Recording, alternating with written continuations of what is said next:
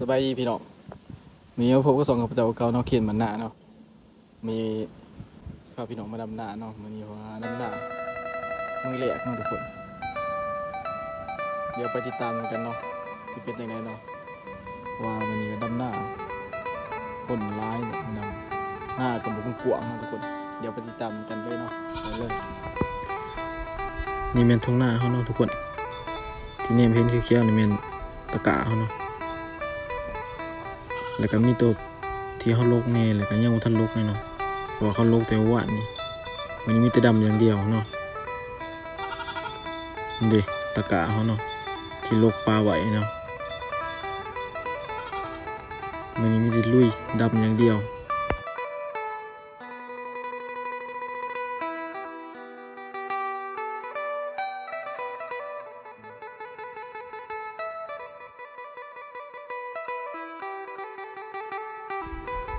พูดทุกคน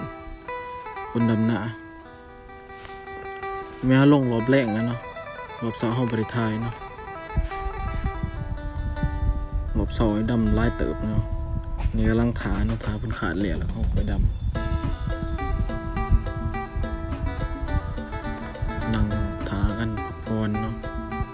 คนลายไทยนำกับพระท่าน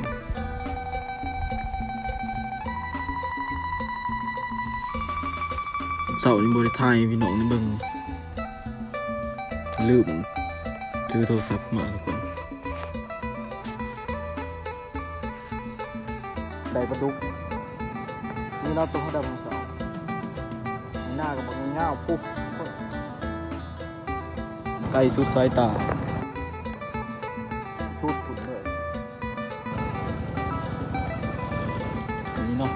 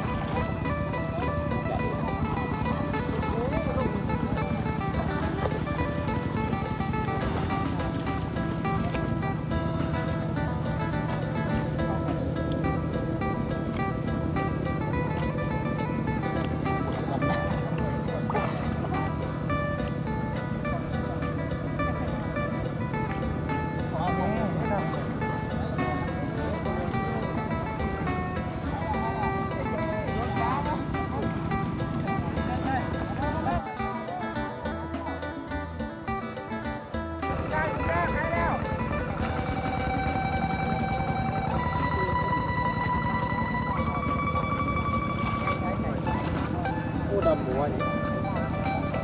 ดำหัวคนใด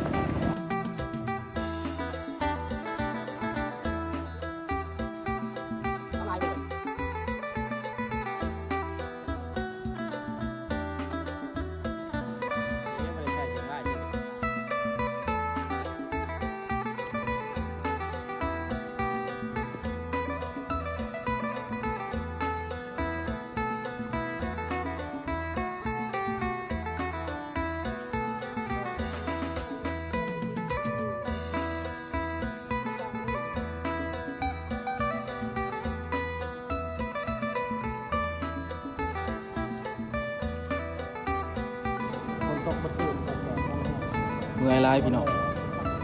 นั่งพักผ่อนเนาะมาดำหน้าว่านเนาะมื้อนี้เนาะดำหน้าว่านกระเจ้าเนาะดำหน้าว่านหมู่เมียนหน้าเจ้าของเองมาดำหน้าว่านโคตรร้ายขนาดแต่ว่า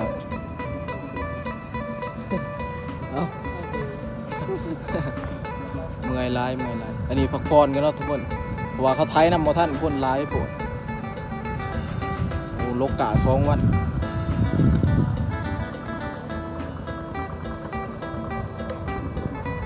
ตอนนี้ยังไทยอยู่เนาะคนร้าย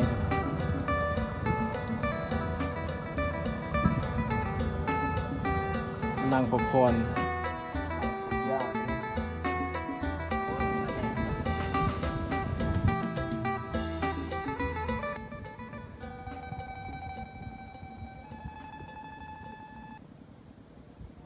ทยนำบ่ทันเนาะกะก็ยังหลายอยู่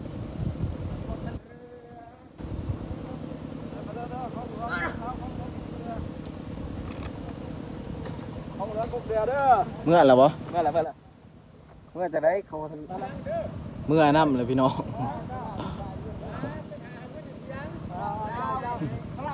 เมื่อน้ำเลยเนาะเพราะว่าเพื่อนไก่นี่เอาคอยเขานำในตียังเมื่อน้ำมันคำแล้วเนาะมาเห็นเบียกเห็นงานอยู่ครอบครัวนี่พวกที่อยู่เพื่อนไก่เนาะที่อยู่เพื่อนไก่แล้วว่าบ้านไก่เคียงนี่แม่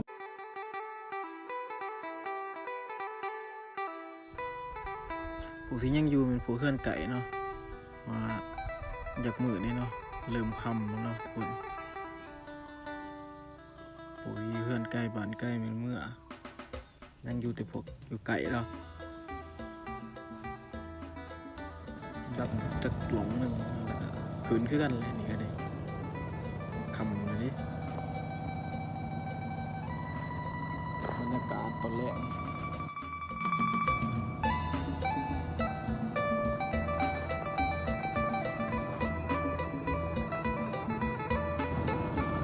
ทีมงานที่เมื่อ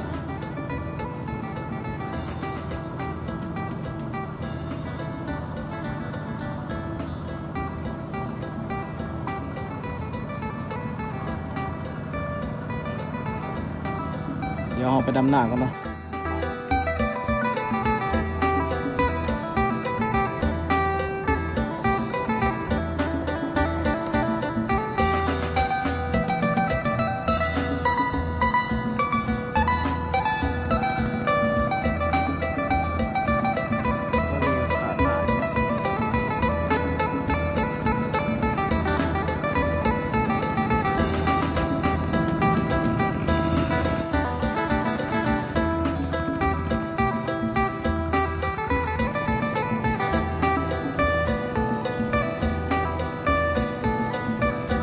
อยู่ทุกคน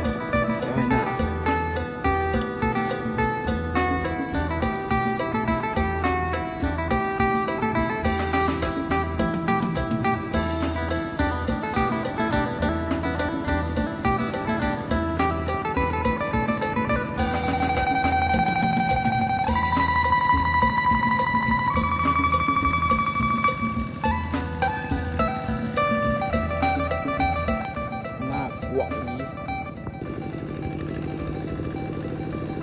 ตัวนี้เขาก็มาเลาะเบิ่งน้ำหน้าเนาะทุกคนน้ำหน้าก็ลายเติบเนาะ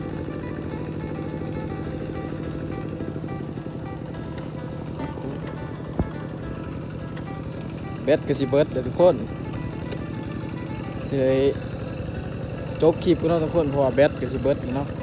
เตือนอยู่เนาะจะได้ก็ฝากกดไลค์กดแชร์เด้อพี่น้องฝากกดติดตามเนาะ